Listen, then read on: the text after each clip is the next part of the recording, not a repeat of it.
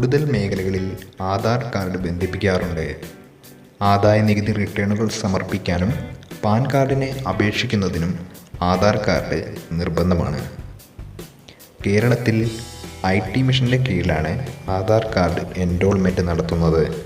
അക്ഷയ കേന്ദ്രങ്ങൾ, Keltron, IT school എന്നിവ വഴിയാണ് എൻറോൾമെൻറ്റ് നടത്തുന്നത്. 750 അക്ഷയ കേന്ദ്രങ്ങൾ വഴിയാണ് ആധാർ ലഭിക്കുന്നത്.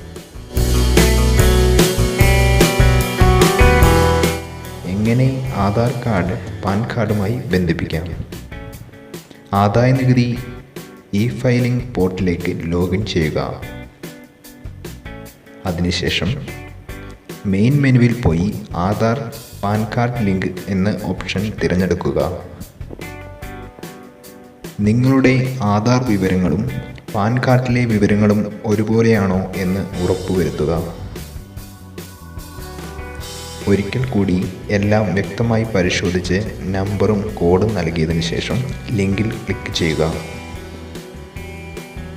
ഇനി ഇത് ആദായനികുതി വകുപ്പ് പരിശോധിച്ച് കഴിയുമ്പോൾ നിങ്ങളുടെ ആധാർ വിവരങ്ങൾ പാൻ കാർഡുമായി ബന്ധിപ്പിച്ച് കിട്ടും. ഇതിൽ നിങ്ങൾ നൽകിയ ഏതെങ്കിലും വിവരങ്ങൾ തെറ്റാണെങ്കിൽ ആധാർ കാർഡ് പാൻ കാർഡുമായി ബന്ധിപ്പിക്കാൻ സാധിക്കില്ല.